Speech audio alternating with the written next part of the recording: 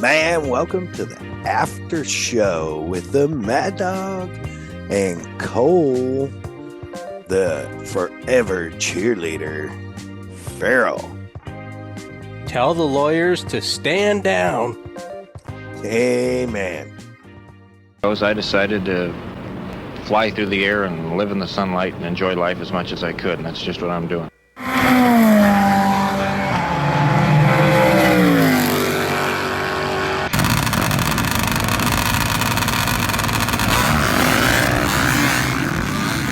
Okay, it's happening.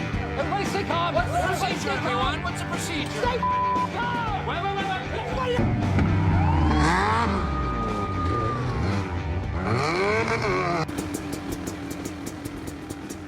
Man, thank you. That incredible voice of Mr. Evil Knievel bringing us into episode 70, if you can believe it. Yeah, man, so grateful.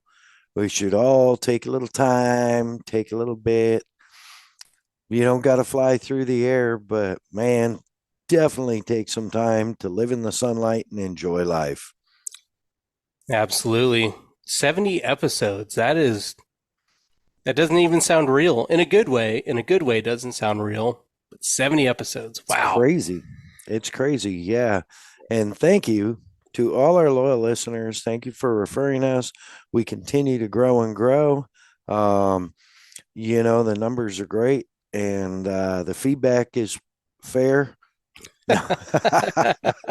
Feedback is great. We appreciate every single one of you that tune in every week and take a listen to our silliness. Thank you so much. And know that we could not do it without our first responders and all of our active and retired military personnel. We absolutely could not do this podcast. Kind of self-reflecting, but over 70 episodes, thinking about how many times the first responders have come to my aid, my friend's aid, my family's aid. Crazy. Yeah. You don't want to call on them, but when they're there, you're proud to have them. So thank you again to our active and retired military, our POWs, our KIAs, our MIAs, all the families of active and retired military. Could not do this podcast without all of your brave contributions. Yep, absolutely. And we're so grateful for all that. And man, speaking of being grateful, I've been out here in Stillwater, Oklahoma for the last week with doing some stuff with Team Kicker and the Arena Cross. And I am so grateful for the guys, the crew, the incredible family at Kicker Performance Audio, and for their amazingly fantastic products, undying dedication to building the best quality audio product. And shout out Mr. Irby for demanding that we keep it at an every man day price. Find them online, kicker.com, on Instagram at Kicker Audio, and every other Tuesday on their YouTube channel, on their Facebook, and on Instagram live for the Kicker Unmasked live TV show. Of course, Bomber Eyewear, Bomber Floating Eyewear, Bomber Safety Eyewear. Bomber Eyewear has you covered. Over 40 styles of frames. And I don't even know how many different color combinations and style combinations of lenses. I know I'm so grateful. I'm everything I wear is a safety lens also. And, I was just doing a little project Monday that I was so grateful to have my bombers stuck on the back of my head because I had to do some cutting and some routing and whatnot. And boom, flipped them over. I mean, was wearing my shades inside, but the bombers keep my eyes safe now for, I don't know, probably it's got to be 8 or 9 years now. I don't trust my beautiful blues to anything but Bomber Eyewear. Find them online, bombereyewear.com, on Instagram at Bomber Eyewear. course, the Premix podcast, our boy Cole, sharing his passion for desert racing through the lens of a camera and his passion for getting attention behind the microphone at your event. Whether you need an announcer or an MC, hit him up, slide into his DMs on Instagram. Woo, woo, woo. At the Premix Podcast, all one word. That's the at symbol, ThePremixPodcast. Nailed it. Thank you. Kelsey Morale Film, man, she has been working her butt off since we've done this little restructure.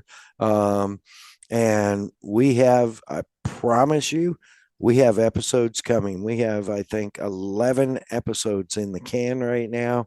I am on the road for a couple more, 3 or 4 more days here. And they are in my portable hard drive at home in my home studio / office.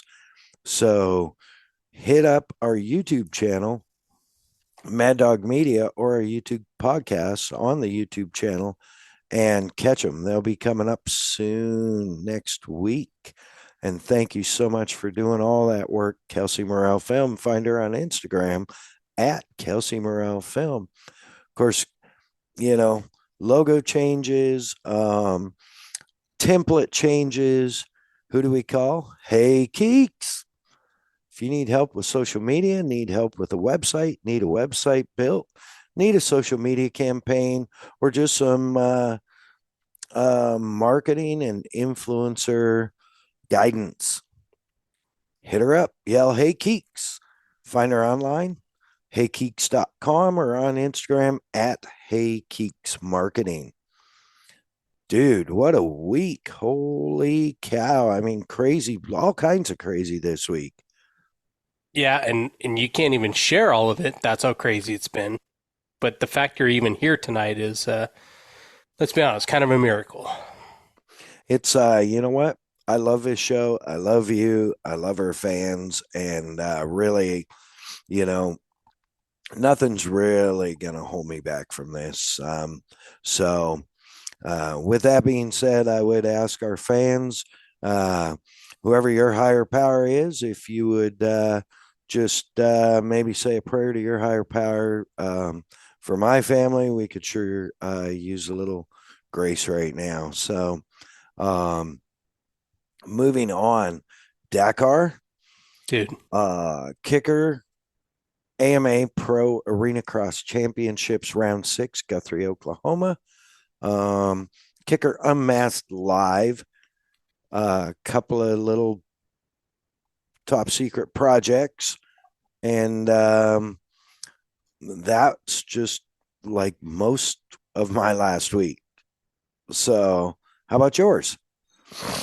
My last week is living vicariously through your week. I woke up today, which is Wednesday when we're recording this, to see that you were on another episode of Kicker Unmasked Live.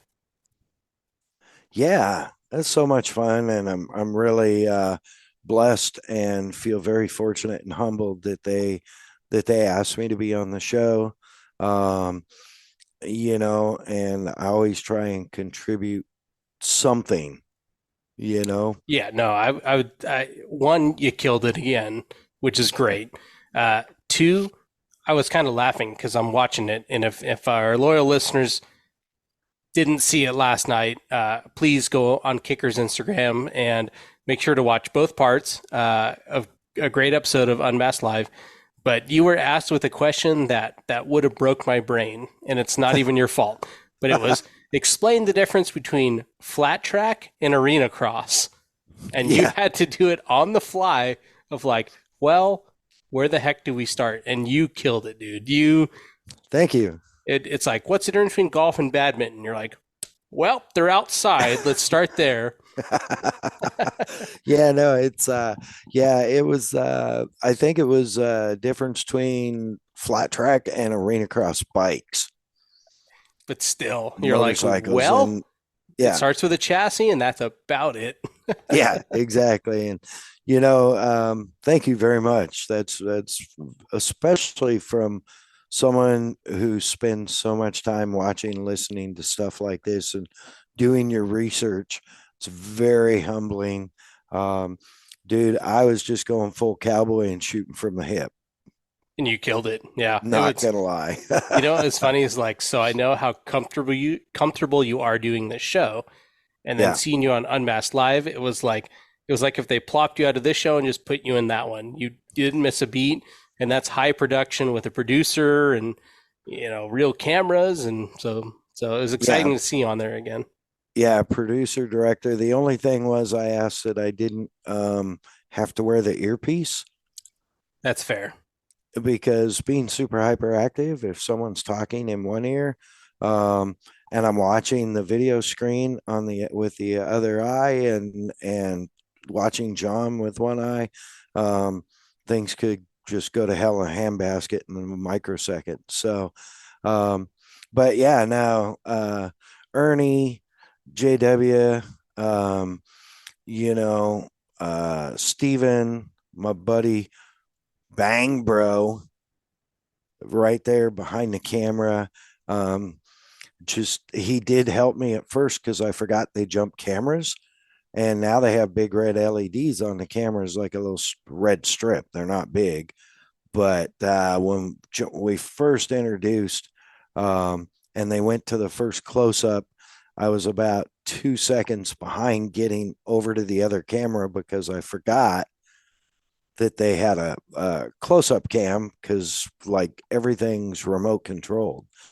He's back there presetting everything and monitoring the cameras, but it's all controlled by the producers. So when they're jumping back and forth, you really like you have to watch it without, you know, being Watch a it without meth. watching it. You got to Yeah, be without meth head in your cognizant eyes. without ruining. Yeah. Yeah, God, how funny. And yeah, good job on all that stuff, man, thank you. because it would be so distracting to not see what camera you're pointed on and then just do a little dramatic, like, and that's how I would do it, or something, some Yeah, tagline. yeah. Yeah, so that was a good time, man. Thank you for those kind words. I have fun with those guys. They're like family to me, and I'm so proud of really what they've done. I mean, um, the principle behind Unmasked Live started with JW, who's a director of events and marketing promotions. Ernie, who's the director of media, and then also Bill, who's the director of social media and copywriting, uh, or the Bill manages the social media and copywriting. Um, and it all started back in 2020 when they elected not to go to SEMA. And I think Jeremy and Ernie put the pitch on to Mr. Campbell, um, that we should try and do something like this. And if you remember right, SEMA attempted to do like a virtual thing, um, that was a disaster in 2020. And yet, the first day of opening day of SEMA, um, they had the conference room set up just like a SEMA booth. And they had right from the get, I mean, brilliant, brilliant, brilliant. They handled all of everything from product supply to um, consumer interaction through the TV show brilliantly through the blip. So, it's a real statement, testament to their commitment to the brand and to their customers. So they did a good job. I'm proud of them. No, it's funny because if even if you watch one episode, you can tell that there's loyal people that listen and people that are literal hobbyists of doing Yes. audio stuff because they'll write in, they'll ask questions, and it's once again, I'm so biased, but it's like name another top tier audio company that has a show every other week where you can write in questions and they're going to be very informative about it. They're not going to be trying to sell you on products. No. And it's free, you know. Yeah.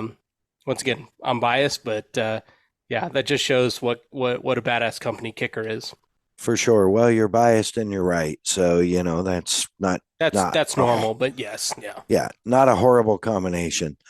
Something you're used to though. So, but yeah, man. So I think we recorded a week ago night, and then I was off to set up in Guthrie, get with the crew, um, get things lined out. It was great because Guthrie is, like 40 miles or something. It's from Stillwater, where Kicker World headquarters is.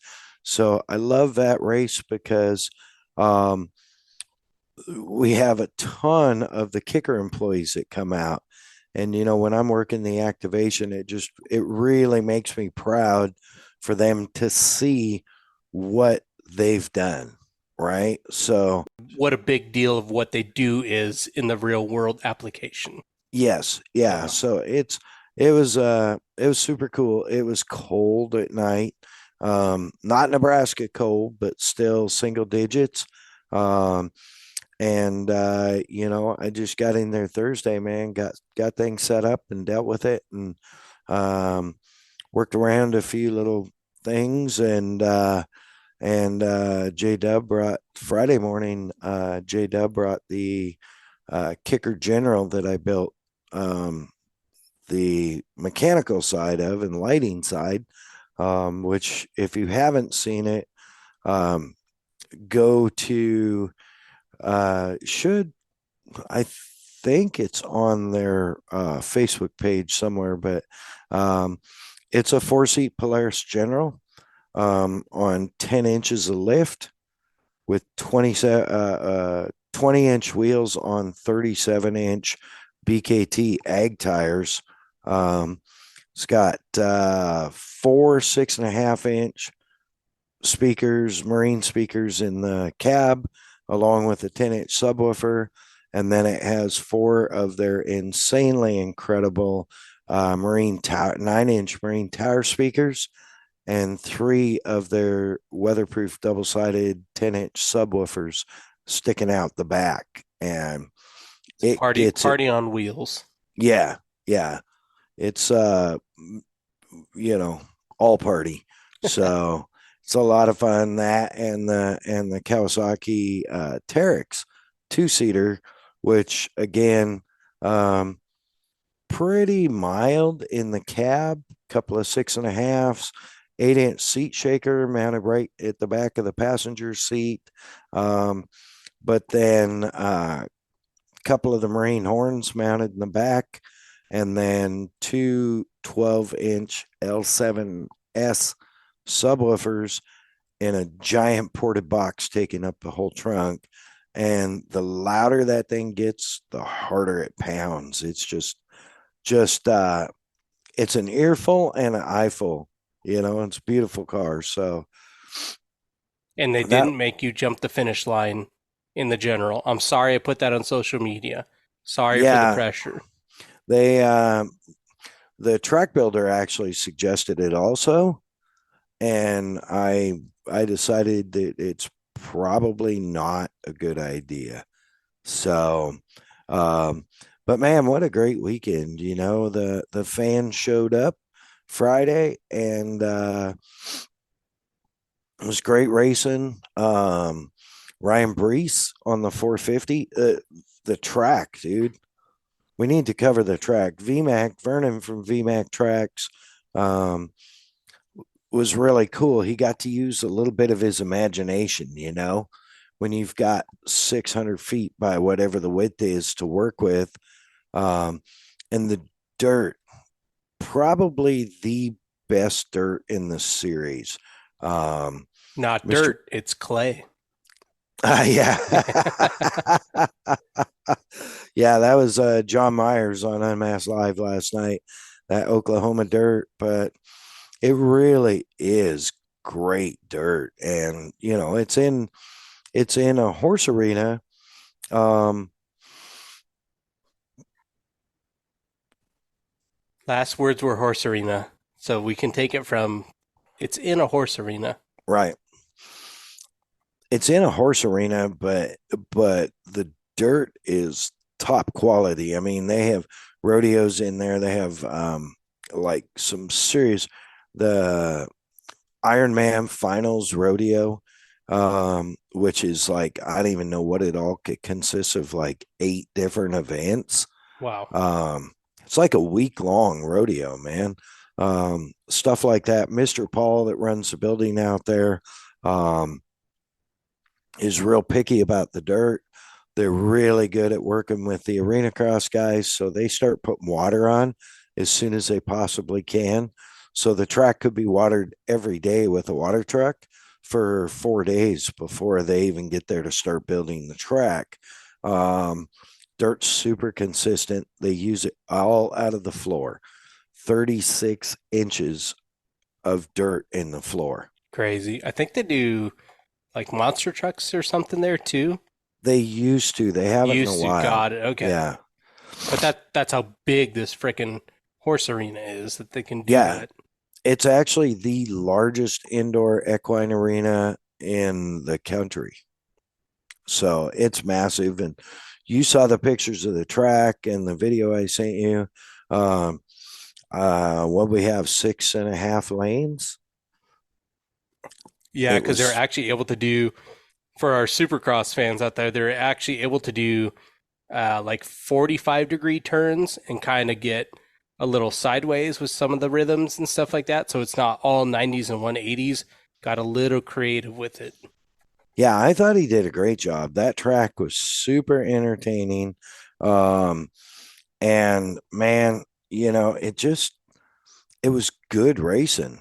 I mean, Ryan Brees won. I actually had a chance to talk to Ryan Brees a little bit Friday, and I really haven't had much of an opportunity to communicate with him. So I didn't really like to say jury was out, because I hadn't really talked to him, right? But very nice, well spoken, intelligent racer for sure, and uh, definitely a good dude. Um, so yeah, it's just, dude, it was just crazy how big that track was. Um, and I'm trying to look first practice. So they were running right at 51-second laps. So if you're not familiar, that's almost the length of a Supercross track Yeah. because the Supercross track tries to go between 53 and 59 seconds for TV time. So if you're doing that on Arena Cross, that's a very large layout. Yeah. And that was, of course, first practice. So by second practice, I think Brees, or by qualifying, I think Brees cracked in 44.6. Um, and Peters cracked in like a high 44.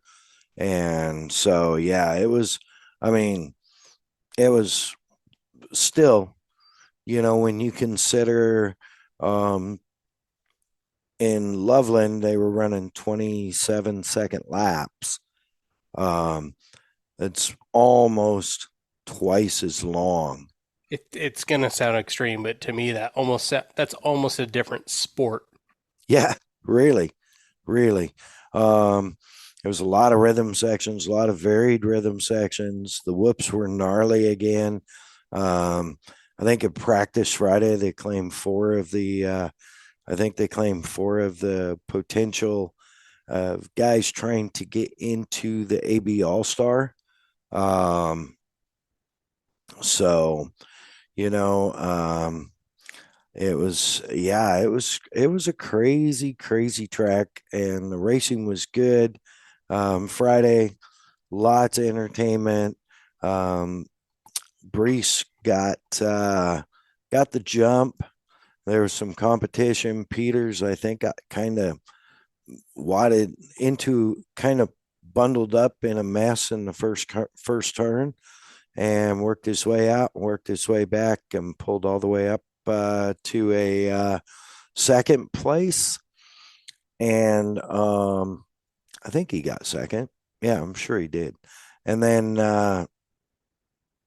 in Pro Main 1, Isaiah Clark managed to hold out for third, with a close fourth being Kyle Bitterman.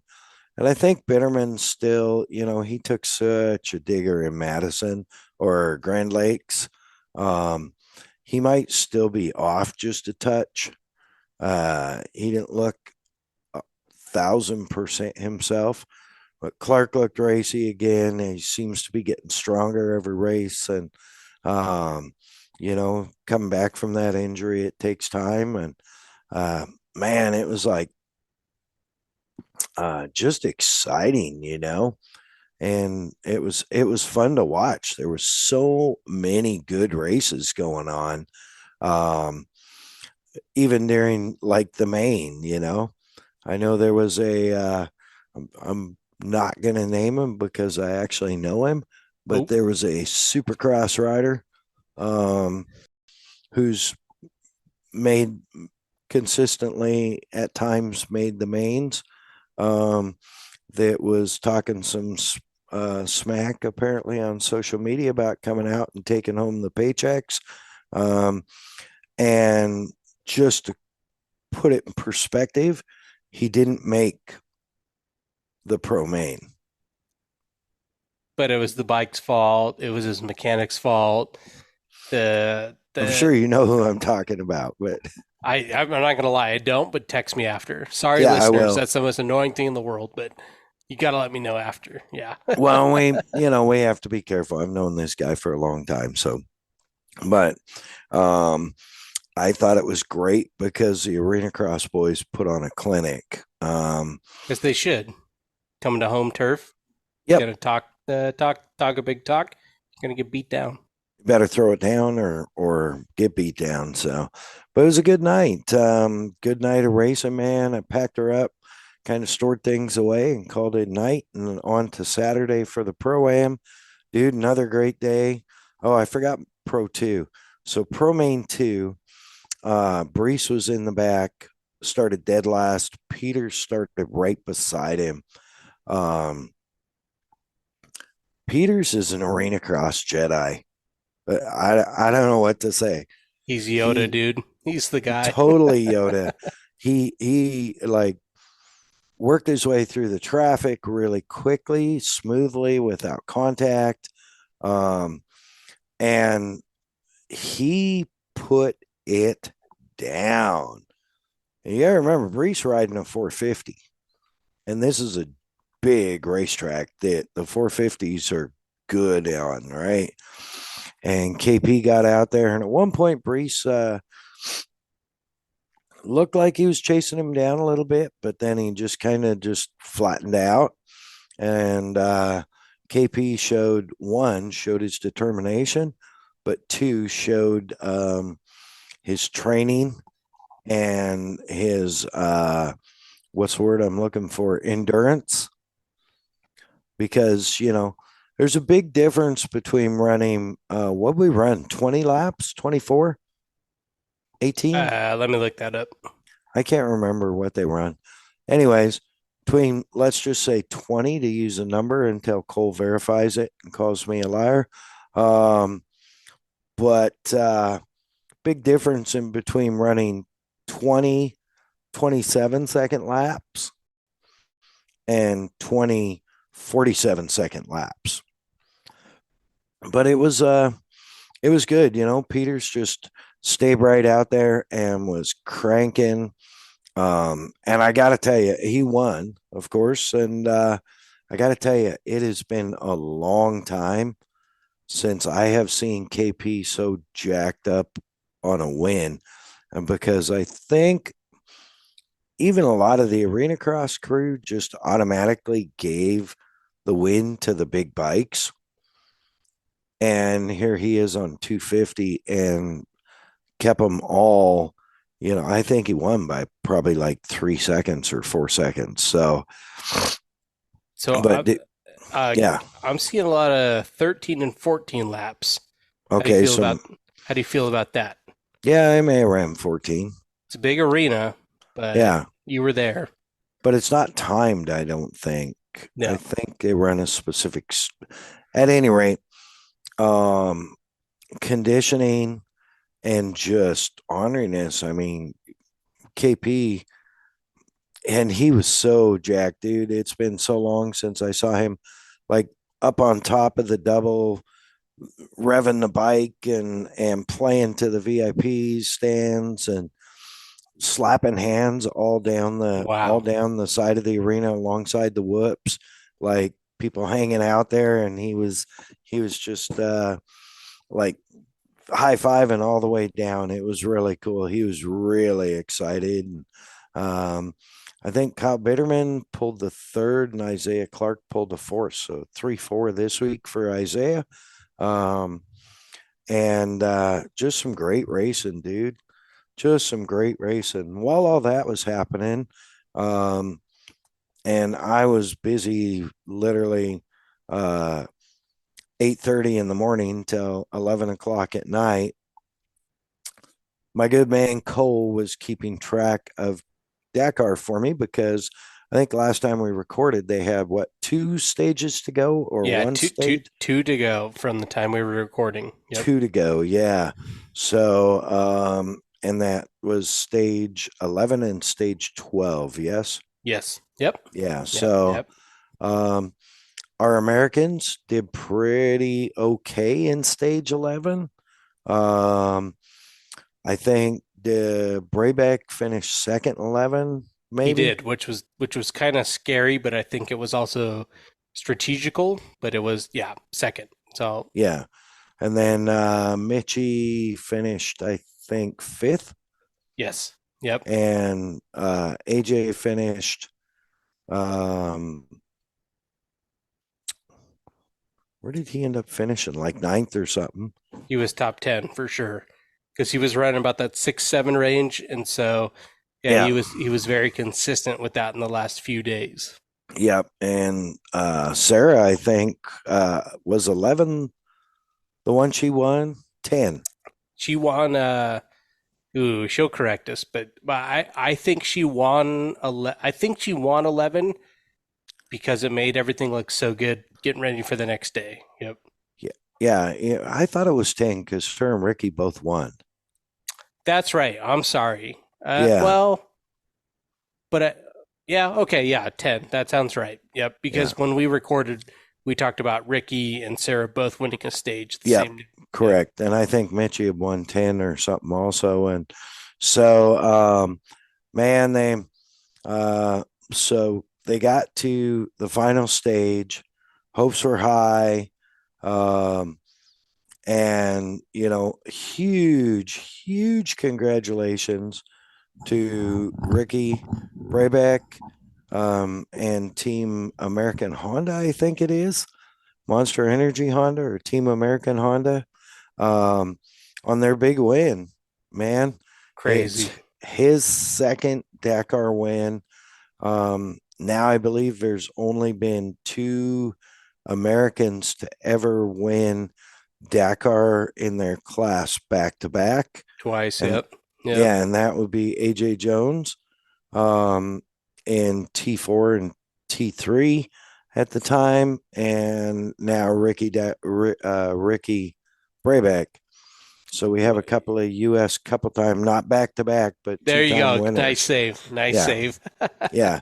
I was like, it wasn't back to back. It was But two time two winners. time Yes. winners. Yep. Yeah, which is super impressive, especially on the bike in the bike class. Um, I believe in stage 11, um, Seth was, I believe Seth stopped and helped a teammate, and it put him another, all that 20 or 30 minutes he made up from, I think he made up 20 minutes from being 48 minutes behind with the penalty or something, and lost like 30 minutes of that helping a teammate. But you know what? Kind of his job right now. Yeah, and really, really, I mean, he was running top five when he pulled over. Yeah. Yeah. So he was there, but he did the right thing, and that's the kind of person Seth is. we'll talk about being a team player because you know you're out of the overall and you still want to win stages because that's your personal legacy, but also the team that's paying you to be over there wouldn't hate if you helped out the guy that's doing better. So perfectly navigating his role for sure. Yeah. Yeah. And they ended up actually, in talking to Amy, they ended up having to take some parts off of his truck to go off of his Toyota to go on, whoever it was, Toyota, and to keep them moving um, and do the repair work apparently, and then got them going, got their stuff put back together, got going, and like 30K down the road, they were broke again. They had to pull another part off of their truck, and yeah, it's just but more power to him. I mean, I think I'm sure Seth wasn't happy with the outcome, but I think he proved a, beyond a shadow of a doubt that he may be 21, but he's mature enough to hold a high ranking position in that team and mature enough to do the right thing over just go for the win. Yeah. And as Americans, we know that he's extremely fast. I mean, look what he just did at Vegas to Reno. Yeah. So you wish you could explain to this international audience, you're like, look, this dude's ridiculously insane. And if the equipment would have held up, and I'm not saying that the Toyota is a bad vehicle by any means, but I'm saying like perfect scenario, if the truck would have held up, God only knows what would have happened. Yeah, absolutely. And prime example, Mitchie's car up through stage 11 and very little issues. He lost very little position, very little time. And that brings us to stage 12. Yeah. Where, weird morning, huh? yeah, the sweater came unraveled. You know, Sarah had an issue, which she had been just super consistent and doing a great job. Top 10 every class, Just every nipping at the heels of stage. DeSoltre, just right Yeah. there. And she was actually had going into 12, she had a very good possibility of taking the overall, which would have lit the world on fire, honestly. But apparently she had an issue. She dropped from second overall to, I believe, fourth. And you could tell in her interview that she was just gutted and Just being political, doing her deal, but broken up for sure. yeah. And you know what? I'll tell you, um, she called it on herself though. She was like, I went for the win and it didn't work. And we went from second to fourth or fifth or wherever the overall finish she was at. So yeah, she was gutted, but she owned it. Right. Yep. So huge props to Sarah. Seth had a good run. I think didn't he top 5? Yes. Uh-huh. Yeah. So kind of capped it off on a positive note.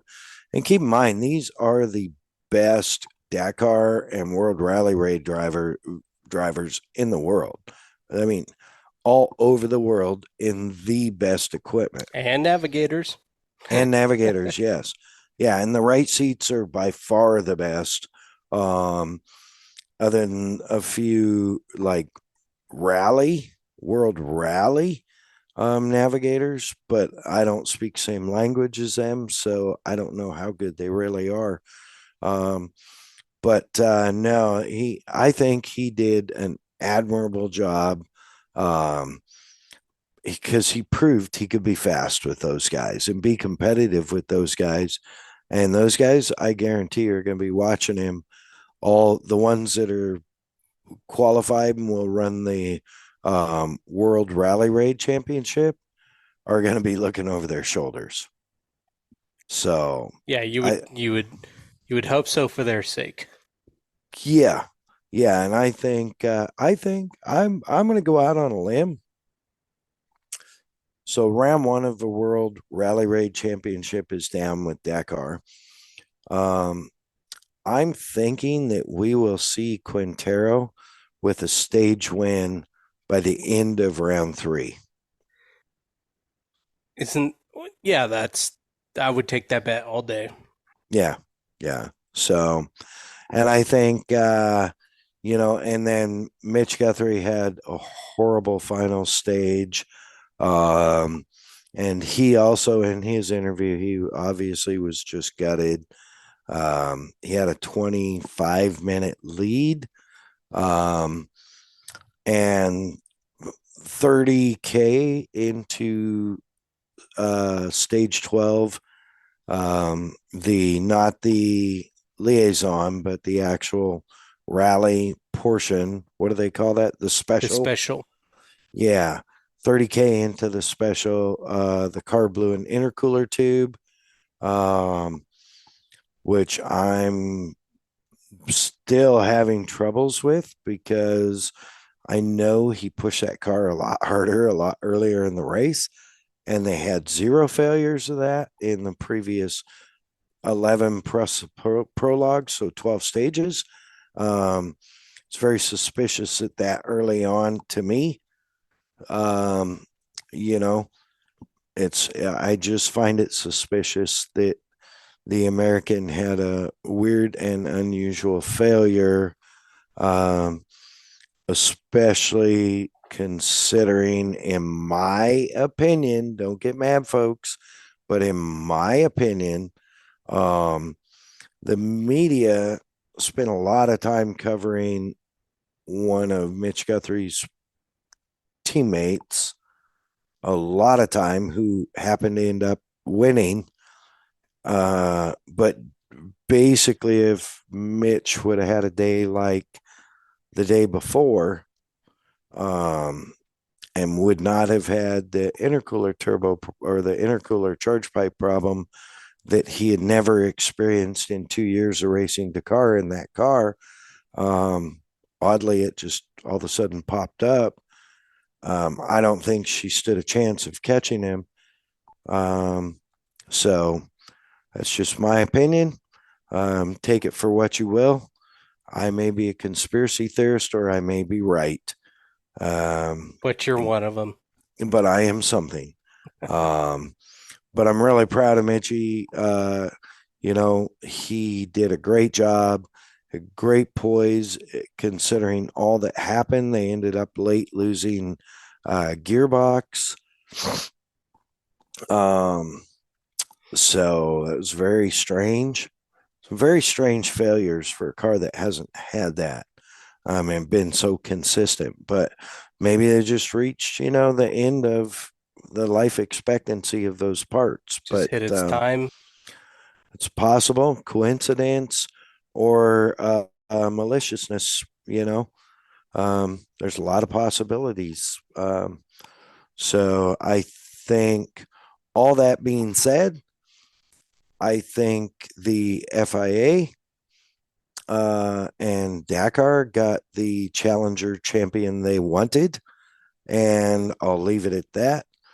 But on top of it, Mitchie did come out with the World Rally Raid Round One Championship, which runs in conjunction with, but I guess basically separate from, the Dakar scoring system. Yeah, and the best way I can describe it, and I hope one damn person understands what I'm saying, but the Daytona 500 is the biggest race of the NASCAR calendar, but it's also the first one, and that's the same with Dakar. It's the biggest one, but it's the first one. So there's a couple more rounds to go between Sonora and Abu Dhabi, and there's one more I'm missing, and I'll get corrected on it. Spain. But Spain, España. But Yes. Mitch is off to a great start. Yeah, he really is. And, he showed a lot of poise. He looks really good. The car looks good this year, very reliable. Um, and so I think that'll be a lookout. AJ, again, had a tough stage 12, I think, with a ninth overall and ended up finishing fifth overall. But I believe that's dropped him into third place overall in the World Rally Raid Championship. So, um, all that being said, it was entertaining. It was a nail biter to the end. Um, I'm gutted for Mitchie, um, and I feel bad for Sarah, and I feel bad for Seth having the issues early. But I'm really proud of all of them. AJ, um, I'm not sure what was happening there. I don't know if South Racing just was behind the eight ball. He didn't have mechanical issues. Um, it's just it's like the car wasn't as good as some of the other ones. You know what I mean? Um, like from last year to this year, I've seen it when I was circle track racing where um, the guys were the fastest and the car was the fastest. And you come back the next season and some of us made changes, and all of a sudden that team is fifth, not first anymore, because people adapt and change and get creative and um, build better cars and find ways to make them better. And if you don't change anything, um, and I'm not saying that's what happened. It just looked like the car to me was maybe a tick off in performance. Observation only. I haven't even had a chance to talk to AJ. I sent him a message and said, "Welcome home. Great job." He sent me a message back and said, "Thanks, bud." Nice. And that was it. So, um, but nonetheless, he still did a great job. I mean, I'm sure for him, he's frustrated because he didn't win a third Dakar, but he finished in the top five of some of arguably the best side by side off road racers in the world. So good job, buddy. And no stranger to do it. So good yeah, job, AJ. no, yeah, for sure. So yeah, Dakar, it was a gut wrencher on the last day. It just my heart broke. But we carry on and keep moving forward. And I had some projects. As we covered, I'm able to spend 3 days this week instead of flying home for a day and flying back for a day and being at home for 2 days. I spent 3 days out here at Kicker World headquarters. Was working on some projects and some other stuff and some promo stuff for him. And man, just blessed to be around. The Kicker people are such great people. Blessed to be around them. And tomorrow morning, it's back to the arena. Start getting stuff set up and get the whole booth reset. I didn't have to break down the structure. But I can tell you for a fact they put on 2 days of arena cross school in preparation for the AMA National Championships Saturday and Sunday. So I know things are going to be a dusty mess. Fair enough. Yeah, a hugely dusty mess. Well, I don't know. It'll mix things up, I guess. Yeah.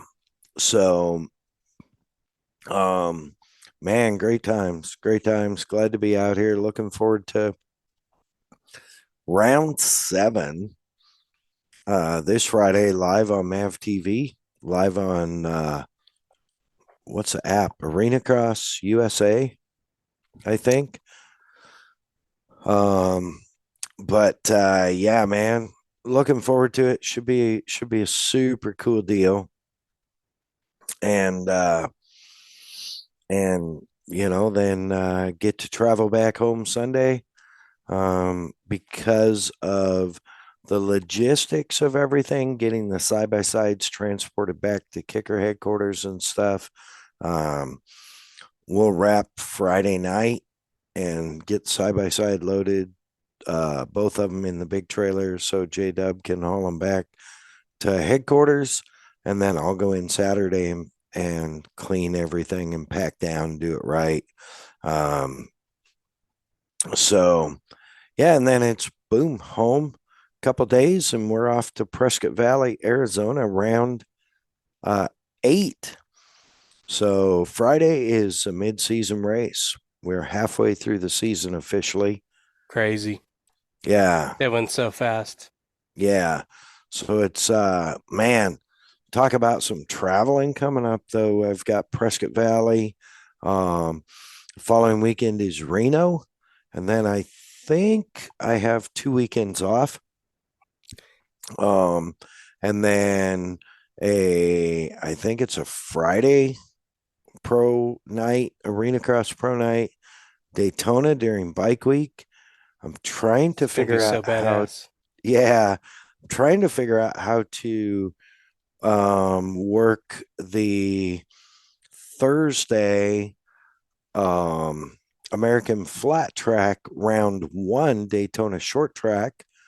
If I am in Daytona that week, I will be there for sure, no matter what, because I should have my credentials by then. And then AMA flat kicker AMA Arena Cross Championships again the following Friday, Friday and Saturday. So there's potential to do Arena Cross, American Flat Track, potential to do American Flat Track, Arena Cross Pro, because they're going to do a doubleheader. They have moved Denver round to the end of Daytona. So I actually get 3 races in Daytona in the championship series, which is cool.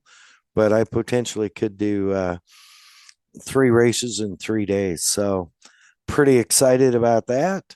And then a couple weeks off, and March 29th, season wraps where it all began.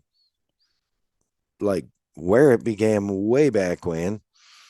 And that would be it's the test, Cole. I don't know. You travel 80,000 miles a year. You tell me. The Orleans Arena at the Orleans Casino Resort Hotel.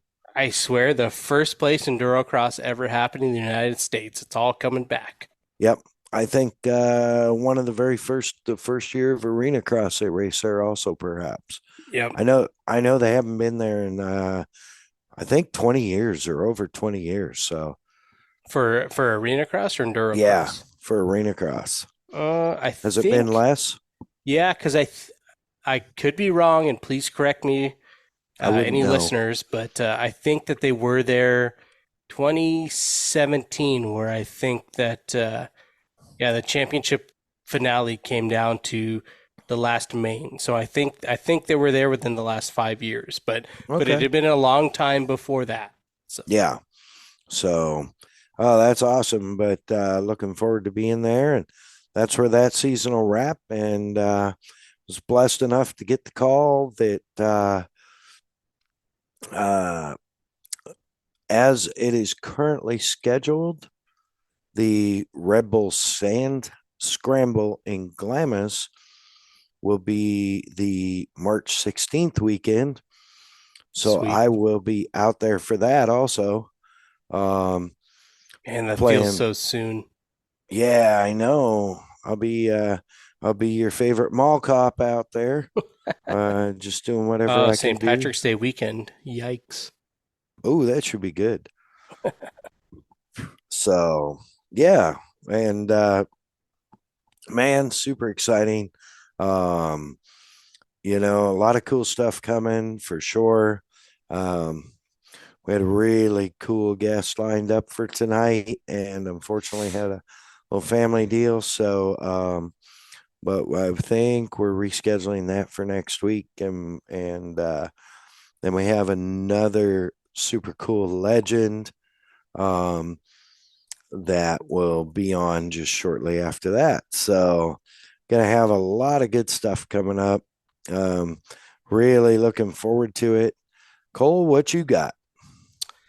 Man, just we'll call this the end segment for news stuff, but JD Beach released what he's doing this year, and he is this year leaving flat track to go do Moto America full time.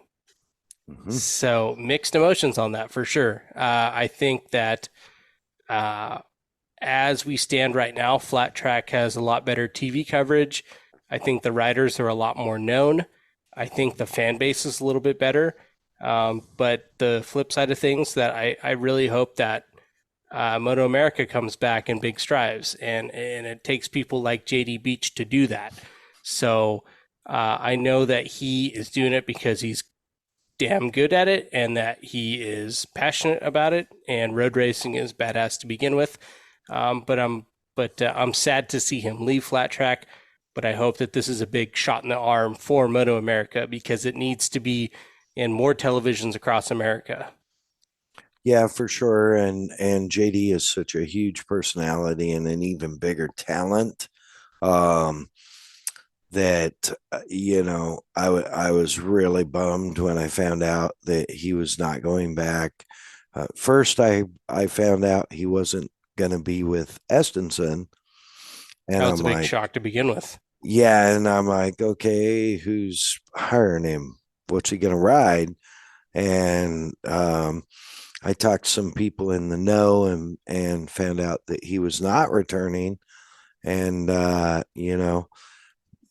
happened to talk to a couple other people that are real close, and the the theory we had was he was going to Moto America full time.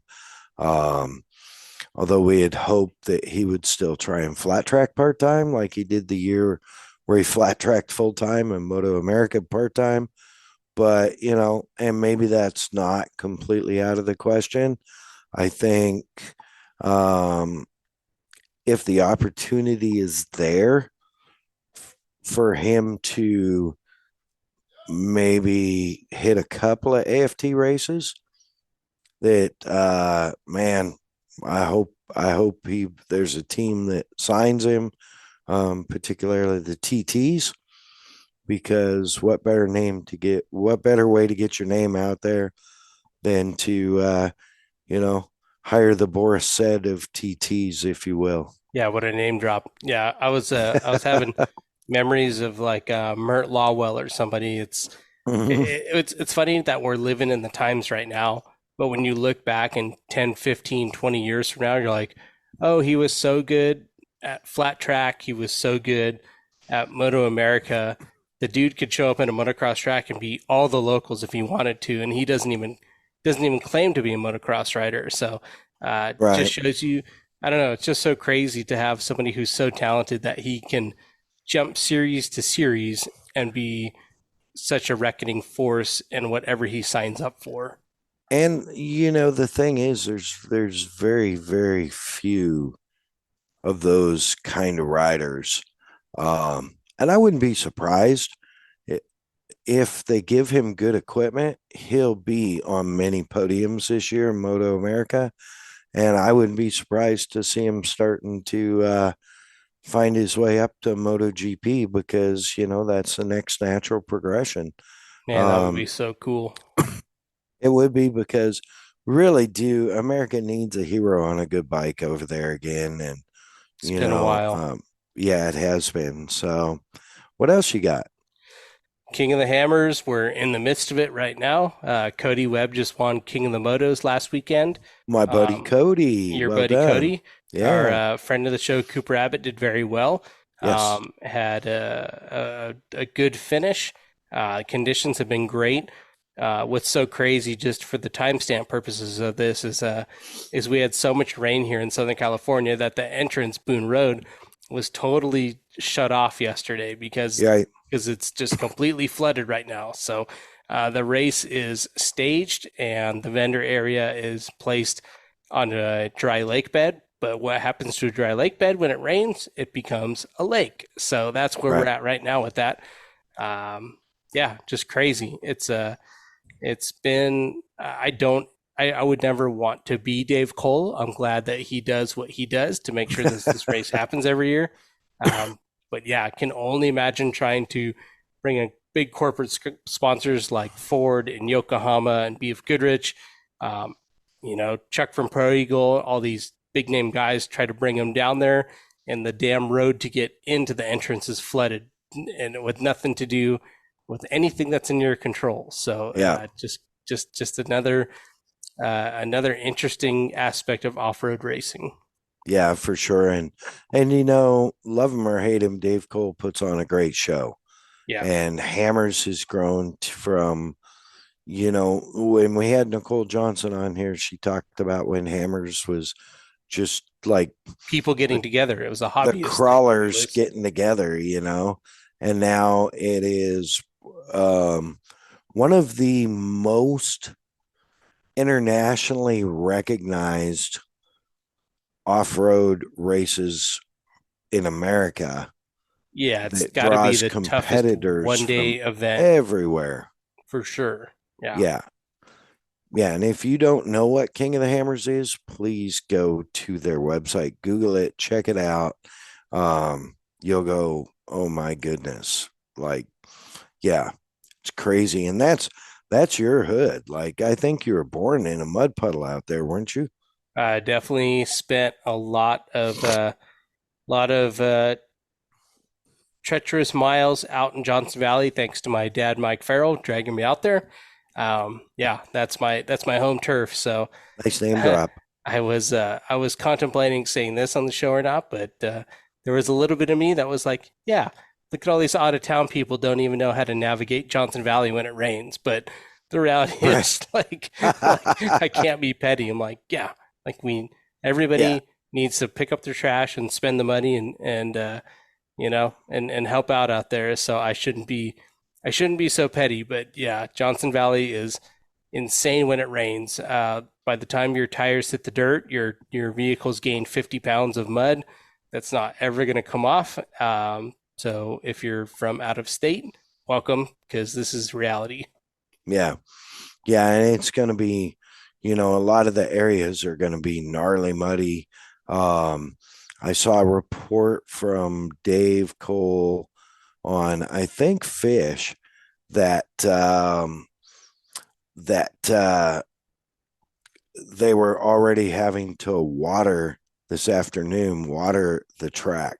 I'm assuming the short course because of dust. I would think so. Yeah.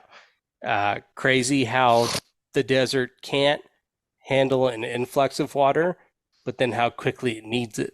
Yeah. Yeah. So that's pretty cool. What else you got? Lastly, I'll be at Supercross this weekend, so if you see me, come Nice. say hi. So that's it for all my updates. I got nothing race wise on the books for the rest of this month, but it's already the 24th, so I guess that's kind of irrelevant because the month is over. But yeah. Yeah, cool. As we're closing out the show, we take a quick moment to say goodbye to an unbelievably talented but tormented, incredible racer. I did not know him personally, but I spent a lot of time with his team owner. Yep. And a lot of time with the only bike chief that could ever work with him for any amount of time, who shared every win of his.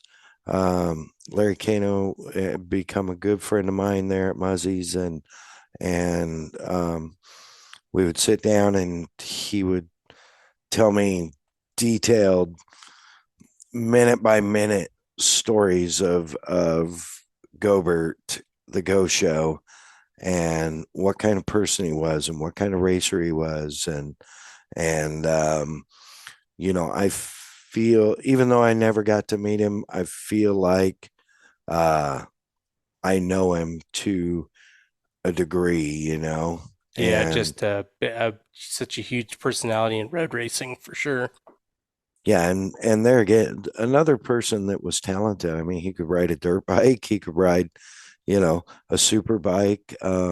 If it had two wheels, he could ride it. And, unfortunately, he seemed to always be fighting the demons of drug addiction. Yeah, he was wide open in life for sure. Yeah, and it caught up with him and cost him his life this last week. The Go Show. Anthony Gobert, here's to you. Race in peace. Godspeed, my friend. Thank you for all the entertaining videos you left behind and the great stories. RIP, buddy. Yeah, rest in peace. Just crazy it's and Mr. Rob Muzzey's so much better than even I do, but it's crazy to think of those two guys in the same room together, like just talk about two two polarizing personalities that made magic together. Yeah. Yeah. And it's, there's so many stories from Rob and Larry about Anthony and his talent level. And he really could. I think Rob told me once that that kid could ride anything, you know, um, and ride it like it was gold. And when Rob signed him, he was riding, I think, a Honda that was a patched together patched together piece of shit basically.